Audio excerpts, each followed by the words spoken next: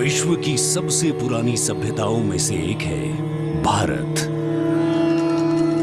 यहाँ बहुरंगी विविधता और समृद्ध सांस्कृतिक विरासत है। तमाम विशेषताओं के बीच यहाँ की अनूठी खासियत है यहाँ का गणतंत्र। भारतीय गणतंत्र सदियों पुरानी वो अमूल्य परंपरा है जिस पर हर किसी को गर्व है। वेदों से लेकर पौराणिक ग्रंथों में गणतंत्र का गौरवशाली उल्लेख है। बौद्ध काल की बात करें या फिर पाणिनि के अष्टाध्यायी और कौटिल्य के अर्थशास्त्र की, गणराज्यों के वैभव की चर्चा हर जगह है। करोड़ों देशवासियों की आस्था के प्रतीक गणतांत्रिक प्रणाली को स्वतंत्रता के बाद एक नया आयाम प्रदान किया गया। 26 जनवरी 1950 को धूमधाम से मनाए गए पहले गणतंत्र दिवस के बाद से गर्व और गौरव की ये यात्रा जारी है। भारतीय गणतंत्र का मूल है हमारा संविधान। ये देश की शासन व्यवस्था का आधार और पथ प्रदर्शक होने के साथ दुनिया की सर्वाधिक आबादी की अभिलाषाओं और आकांक्षाओं का प्रतीक है। ये देश की अनूठी सांस्कृतिक विविधताओं को भी पेश करता है। स्वतंत्रता के बाद जब संविधान बना तो उसमें देशवासियों को सशक्त बनाते हुए मौलिक अधिकार दिए गए।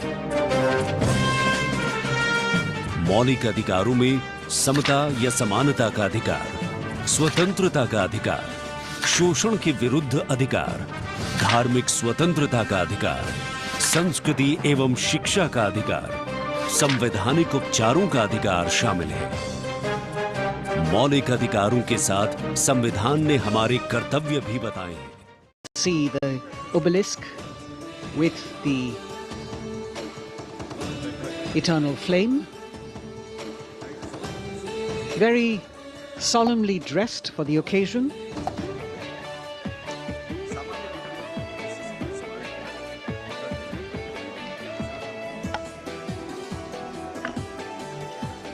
And here at the National War Memorial, there is an inter-services guard comprising 1 officer and 21 inner guards, 7 from each service, along with 6 buglers, 2 from each. In fact, when the Prime Minister will arrive here, this guard is in attendance for the wreath-laying ceremony. And here to welcome the Prime Minister here, we have the Prime Minister's carcade going down Kartavya Path.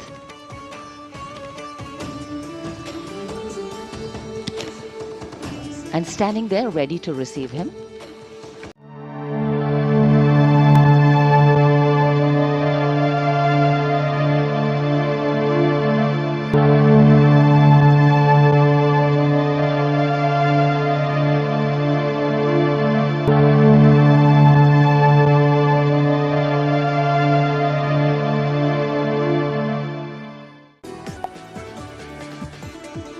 उनका आगमन हो रहा है राष्ट्रीय summer स्मारक पर। आज के भारत का एक और तीर्थ है राष्ट्रीय समर स्मारक। ये स्मारक अपने वीर शहीदों के लिए राष्ट्र की कृतज्ञता का प्रतीक है। श्रद्धा और गौरव इन भावों का संगम है राष्ट्रीय समर स्मारक। प्रधानमंत्री की अगवानी के लिए रक्षा मंत्री श्री राजनाथ सिंह समर स्मारक पर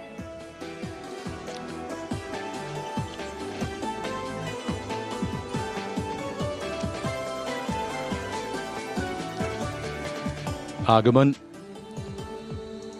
देश के माननीय प्रधानमंत्री श्री नरेंद्र मोदी का।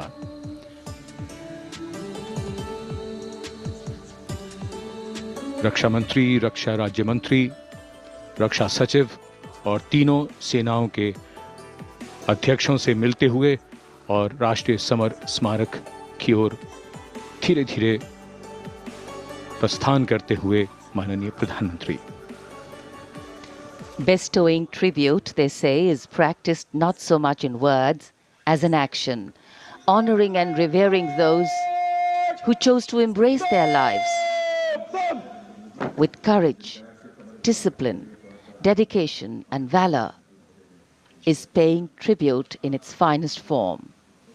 Death may not be a choice, but sacrificing one's life for the country definitely is, and that's why the circular wreath, symbolic of eternity, the continuity of life with no beginning and no end.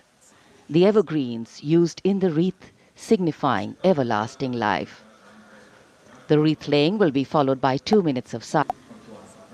प्रधानमंत्री द्वारा पुष्पांजलि अर्पित करने के बाद अंतर सेवागार्द सलामी शस्त्र और फिर शोक शस्त्र प्रस्तुत करते हैं।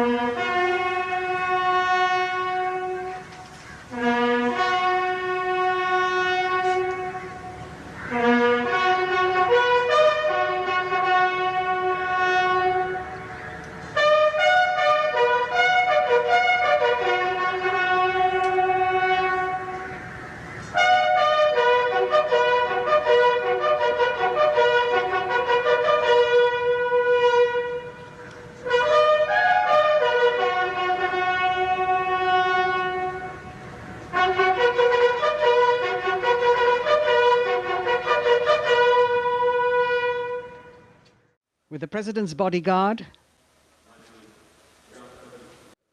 To be a member of this elite regiment, the men have to be physically fit and mentally alert.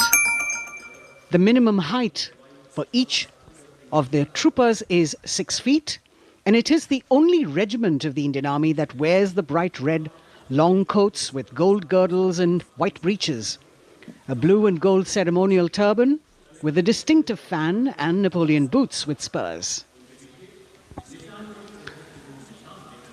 देश की सेनाओं की सर्वोच्च कमांडर भारत की राष्ट्रपति माननीय श्रीमती द्रौपदी मुर्मू आकर्षक बग्गी में रायसीना पहाड़ी से कर्तव्य पथ की ओर अग्रसर हो रहे हैं।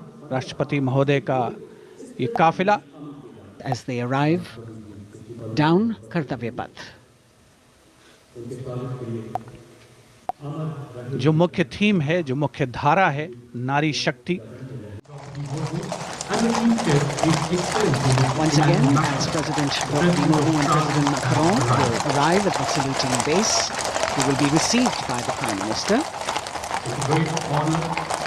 and then introduced to the other guests who are here before she makes her way to the saluting base and her special seat. The President of India, their Supreme Commander, to her official residence, the Rashtrapati Bhavan. And now it's time for the parade to begin. And of course, there will be a beautiful flower offering right at the beginning. But we can see over here, for the first time, heralding the parade, a band comprising 112 women artists playing different types of folk and tribal percussion instruments. The dhol and tasha of Maharashtra, the dakpu from Telangana, the dhak and dhol of Their designated seats as they climb up the short span of stairs. A 21-gun salute will be given by the ceremonial battery of 871 Field Regiment using the 105mm Indian field gun.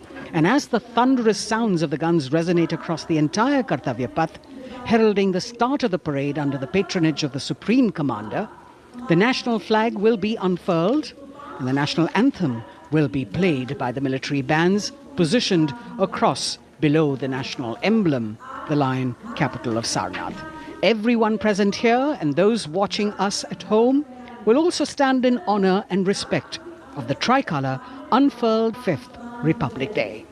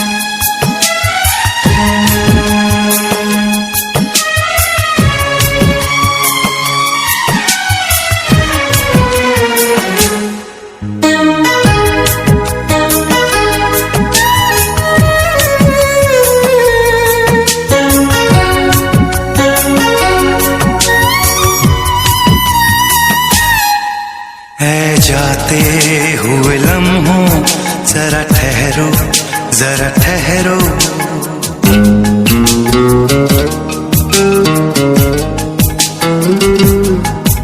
ऐ जाते हुए लम्हों जरा ठहरो जरा ठहरो मैं भी तो चलता हूँ जरा उनसे मिलता हूँ जो एक बात दिल में है उनसे कहूँ तो चलूं तो चलूं तो चलूं तो चलूं तो चलूं ऐ जाते हुए लम्हों जरा ठहरो जरा ठहरो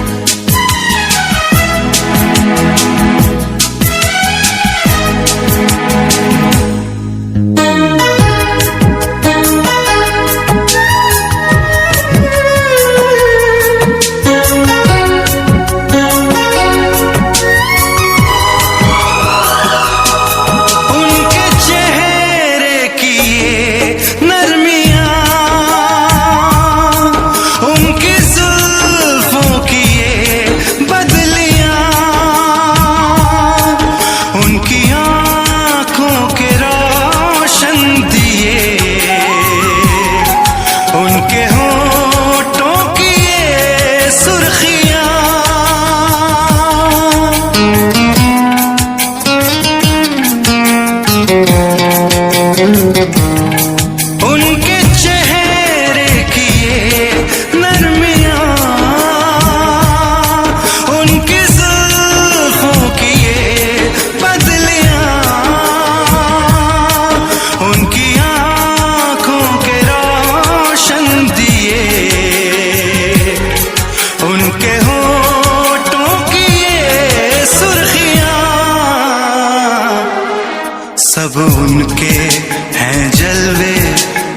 चलने से पहले सांसों में, आंखों में, ख्वाबों में, यादों में, और इस दिल में उनको छुपा के रखूं।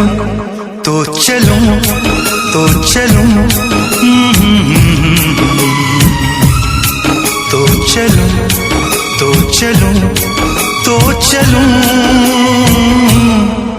ऐ जाते हुए लम्हों जरा ठहरो, जरा ठहरो।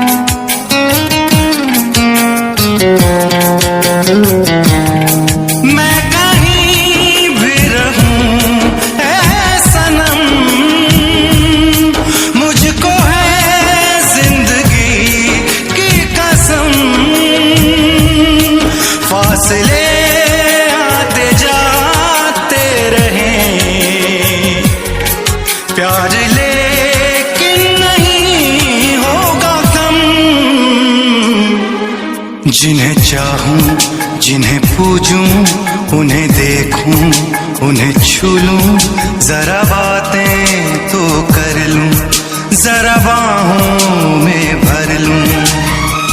मैं इस चांद से माथे को चूम लूं। तो चलूं, तो चलूं, तो चलूं, तो चलूं, तो चलूं। ऐ जाते हुए लम्हों जरा ठहरो, जरा ठहरो। मैं भी तो चलता हूँ, जरा उनसे मिलता हूँ। जो एक बात दिल में है उनसे कहूँ। तो चलूं, तो चलूं, तो चलूं, तो चलूं, तो चलूं।